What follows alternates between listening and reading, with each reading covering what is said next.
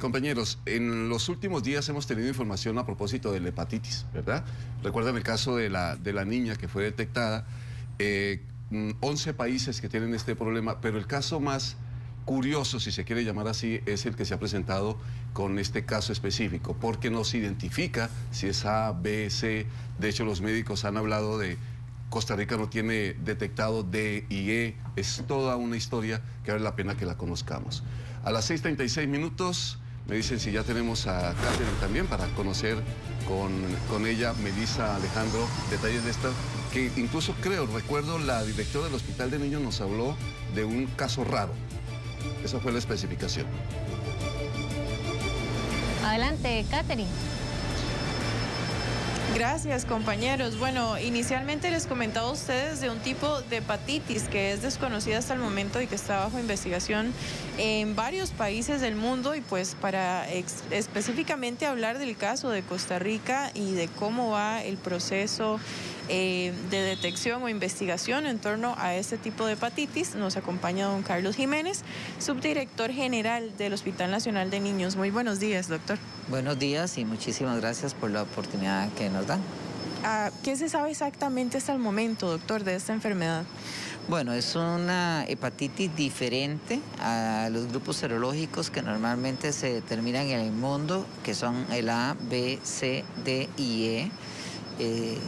La mayor parte de estos se han presentado en Europa, pero también existen países fuera del continente europeo, como Estados Unidos, por ejemplo, donde hay un importante número de casos. Tiene en algunas personas, en algunos niños, porque se presenta sobre todo en menores de 16 años, una presentación muy aguda y fulminante. Entonces, ya tenemos varios pacientes en el mundo que han requerido un trasplante hepático y lamentablemente hay un paciente que también ya falleció.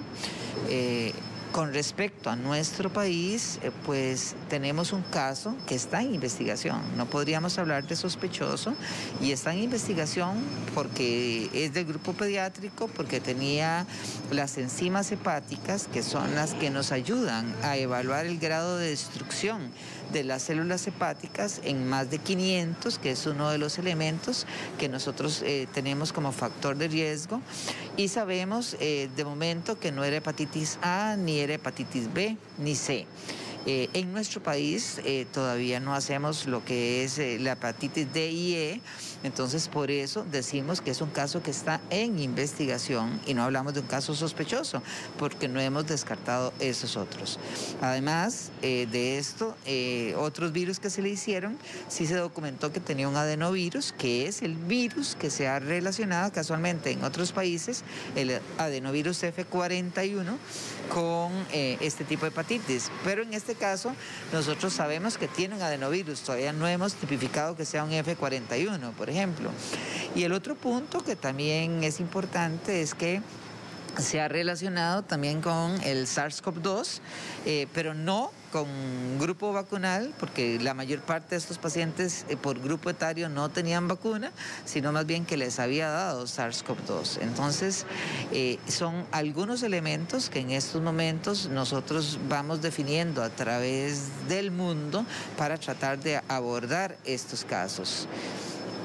Ahora, doctor, algo que se ha visto en varios chats de madres y padres de familia es que están optando por vacunarlos contra hepatitis A. ¿Qué tan contraproducente o qué tan beneficioso sea esta medida para evitar que los niños se contagien de esta otra hepatitis?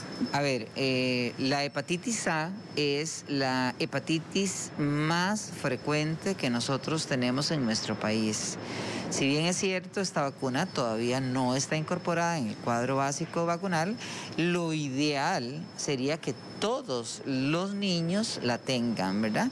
Entonces, desde ese punto de vista, no es contraproducente, más bien es beneficioso porque les protege contra lo que es hepatitis A, pero que no se quede la falsa expectativa de que con esta vacuna ya estarían protegiendo contra esta hepatitis de origen desconocido, porque no sería así el concepto, ¿verdad? Ahora, Alejandro tiene una pregunta en el estudio. Adelante, Alejandro. Entonces, el doctor recomienda que se aplique la vacuna contra hepatitis A los menores, pero no está incluido dentro del esquema de vacunación obligatorio. Lo que está diciendo es que los papás vayan y compren la vacuna. Pero ¿qué pasa con la gente que no tiene acceso a medicinas pagadas? Sobre todo porque las vacunas contra hepatitis no son baratas, Catherine. Sí, bueno, lo que me pregunta Alejandro en estudio, doctor, también es que esto se está vendiendo solamente en el sector privado, no se aplica en la caja, ¿correcto?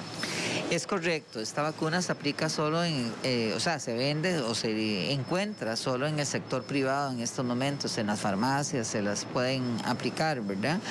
Existen por lo menos 2 casas farmacéuticas que distribuyen desde hace muchos años esta vacuna. Esta es una vacuna que probablemente muy pronto esté dentro del cuadro básico. Su ingreso al mismo se retrasó porque la pandemia vino a cambiarnos las prioridades y estábamos frente a una enfermedad que estaba provocando alta mortalidad en el mundo. Entonces eso hizo que se retrasaron tanto lo que es la incorporación de esta vacuna, pero ya eso está y las autoridades competentes, tanto el Ministerio de Salud como de la institución, están trabajando sobre el tema. Gracias, doctor. Bueno, de hecho, Ale, también el doctor había mencionado anteriormente de que pues sí es bueno que tengan la vacuna, pero no va a evitar que se infecte la persona, o el menor de edad con ese tipo de hepatitis nueva. Solamente protegería a la persona contra hepatitis A. Catherine, el doctor estaba hablando de adenovirus. Esos son, a ver si le preguntamos para que todas las mamás y los papás entiendan. Son los virus que infectan a humanos y a animales y también infectan las vías respiratorias. Es por eso que por lo menos se maneja la hipótesis de que pudiera estar relacionada también con coronavirus. Me comenta Alejandro en estudio también que adenovirus se ha detectado en animales, en personas, que si es por esta razón que se ha ligado un poco tal vez a coronavirus.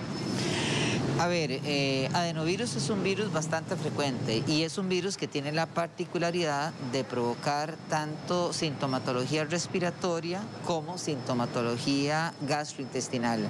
La mayor parte de adenovirus, que es un virus con el que hemos convivido desde hace mucho rato y que normalmente esta es una época, la estación lluviosa, en la que normalmente tenemos más presentación en nuestro país de adenovirus. Entonces, ¿cómo se transmite esta hepatitis? No está definido todavía, pero siendo que es adenovirus, la recomendación que estamos haciendo es tener todas las medidas de protección, tanto para infecciones respiratorias como para infecciones gastrointestinales. La hepatitis A, por ejemplo, tiene un mecanismo de transmisión ano, mano, boca. Eso significa que yo me contamino en mi mano con materia fecal y que esa materia fecal de mi mano la llevo a la boca. Puede ser porque toco alimento contaminado, porque consumo alimento contaminado con materia fecal, porque consumo agua contaminada. Entonces, ese es el mecanismo. Pero al tener la particularidad que el adenovirus también se transmite por la vía respiratoria, entonces todo lo que es el protocolo de estornudo, de tos, de distanciamiento social y sobre todo las medidas de higiene, de lavado de manos con agua y jabón son fundamentales para la prevención de esta enfermedad. Perfecto, muchísimas gracias, doctor, por esa explicación tan clara de esta enfermedad hasta el momento, que es bastante desconocida, pero que sin duda alguna también hasta el momento se sabe lo suficiente para saber cómo prevenirla, como nos explicaba muy bien también el doctor.